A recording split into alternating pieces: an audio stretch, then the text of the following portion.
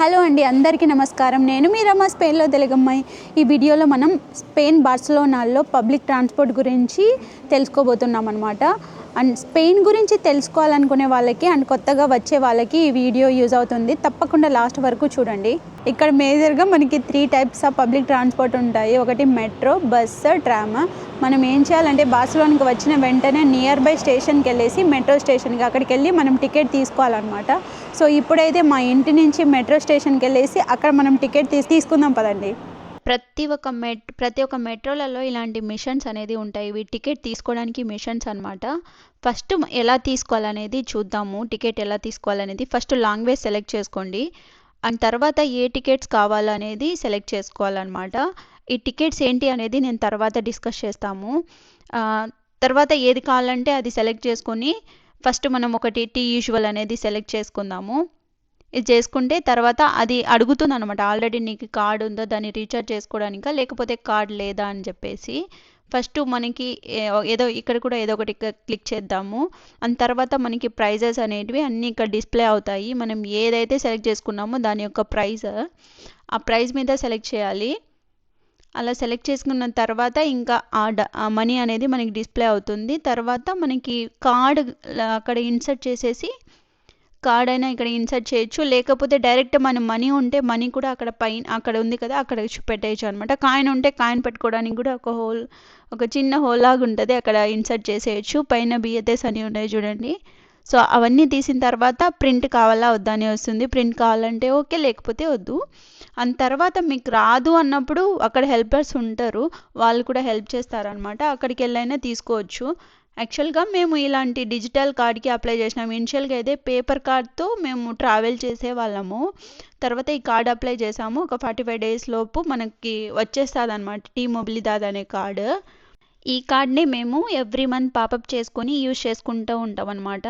అదే paper card అయితే ప్రతి ఒక్కసారి మనం కార్డ్ అనేది మిషన్కి వెళ్ళి తీసుకుంటూ ఉండాలి. ఇప్పుడు మనం టైప్స్ ఆఫ్ కార్డ్ అనేది చూద్దాము.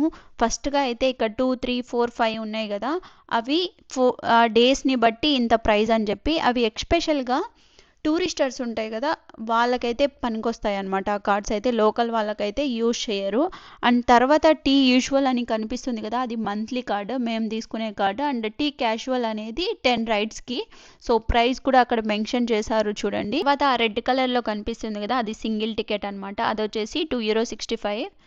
అండ్ తర్వాత ఇంకా ఎయిర్పోర్ట్కి అని చెప్పేసి ఇంకా బోల్డ్ అని ఉన్నాయి. అలాగే ఏది కావాలంటే అది తీసుకోవచ్చు. ఇంకొకటి పిల్లలు 4 years తర్వాత మనం అప్లై చేయాలన్నమాట. వాళ్ళ కార్డ్ని ఏం రీఛార్జ్ చేయనక్కర్లేదు, బట్ స్వైప్ అయితే చేయాలి.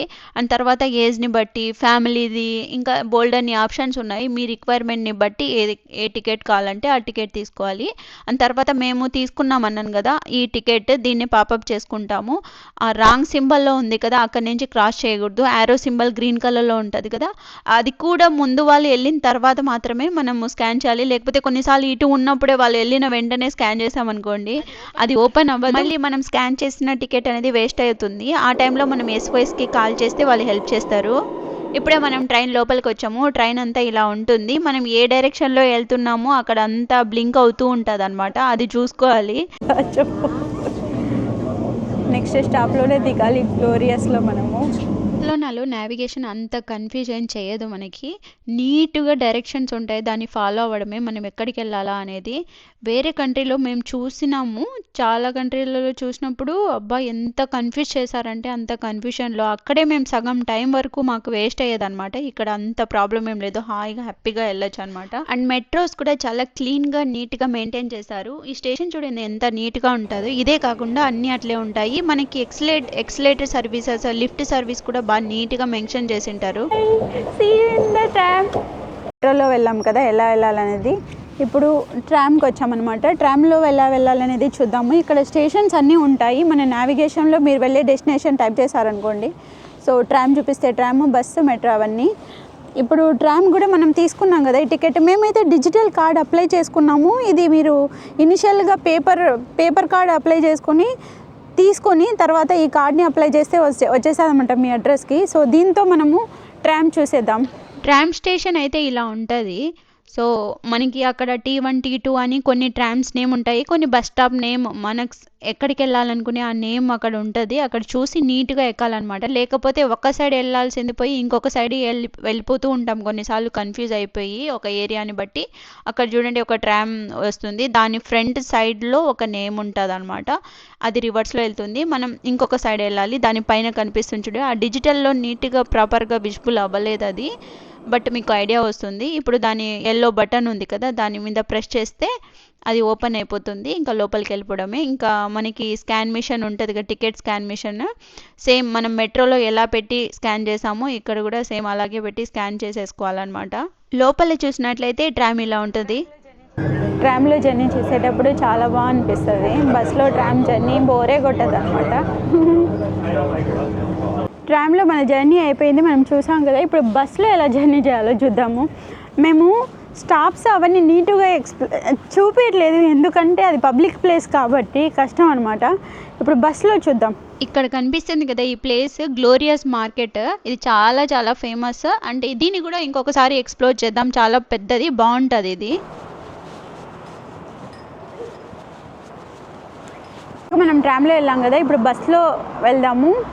సో బస్సు స్టేషన్ అయితే ఇలా ఉంటుంది అనమాట. కొన్ని అయితే జస్ట్ స్టాండ్ లాగా పోల్ లాగా ఉండి అక్కడ బస్ స్టాప్ నేమ్ ఉంటుంది, అవి కూడా చూసుకోండి. అవి బస్ స్టాప్ కాదని కొందరు వెళ్ళిపోతూ ఉంటారు. ఇప్పుడు మనం V25 బస్ అనేవి వెళ్ళాలి, దానికోసం వెయిట్ చేద్దాం రండి. అక్కడ డిస్ప్లే అవుతూ ఉంటాయి డిజిటల్ స్క్రీన్లో టైమింగ్స్, బస్సెస్ ఎప్పుడు వస్తాయనేది, అది చూసేద్దాం పదండి. ఇక్కడ కనిపిస్తుంది కదా అది డిజిటల్ స్క్రీన్. అక్కడ మెన్షన్ చేశారు ఏ బస్ ఏ టైంకి వస్తుంది అని చెప్పేసి. ఒకవేళ బస్ డిలే అయితే దాని టైం మళ్ళీ అప్డేట్ అవుతూ ఉంటుంది అనమాట. సో అది బాగా ఇంప్రెసివ్గా అనిపిస్తుంది మనకి. బస్ జర్నీ బాగానే ఉంటుంది, కానీ దాని ఫ్రీక్వెన్సీ వల్ల అండ్ అలాగే ట్రాఫిక్ వల్ల most of the people they will prefer to go in the metro అనమాట. బస్ అయితే వచ్చేసింది, మనం ఒక బటన్ ప్రెస్ చేసేసి ఇంకా టికెట్తో స్కాన్ చేసేయడమే. అండ్ ఇంకొకటి, ఇక్కడ టికెట్ కన్నా మనం టికెట్ తీసుకోకపోతే ఫైన్ ఉంటుంది అనమాట. 100 euros పే చేయాలి. అందుకనేసి చెక్ చేయరు కానీ మనం జాగ్రత్తగా తీసుకోవాలి టికెట్స్ అనేటివి. ఈ బస్ కూడా చాలా నీట్గా హైజెనిక్గా మెయింటైన్ చేస్తారు. ఒక్క చెత్త కూడా మనకి బస్లో కనపడదు. ఇక్కడ ఒక బటన్ ఉంటుంది, నెక్స్ట్ స్టాప్లో మనం దిగాలి అనుకుంటే ఈ బటన్ ప్రెస్ చేయాలన్నమాట. ఇక్కడ ఇది బ్యాక్ సైడ్ ఉంది, చూపిద్దాం అనుకుంటే అటు సైడ్ ఉంది కానీ ఇద్దరు ఉన్నారు. అప్పుడు మనకి టంగ్ అని సౌండ్ వస్తాయి, దాన్ని బట్టి డ్రైవర్ స్టాప్ చేస్తారనమాట. నెక్స్ట్ స్టాప్ మనకి ప్రెస్ చేద్దాం ఇప్పుడే. ఇదన్నమాట ఇవాల్టి వీడియో అయితే పబ్లిక్ ట్రాన్స్పోర్ట్ గురించి. ఐ హోప్ ఈ వీడియో మీకు యూజ్ అవుతుందనే అనుకుంటున్నాను. నేను చాలా ఎఫర్ట్ పట్టి తీస్తున్నాను అనమాట ఈ videos. Please if you like this video, one like a subscriber so that it will encourage me lot to do more information video. Thanks for watching. Bye bye, adios, hasta luego.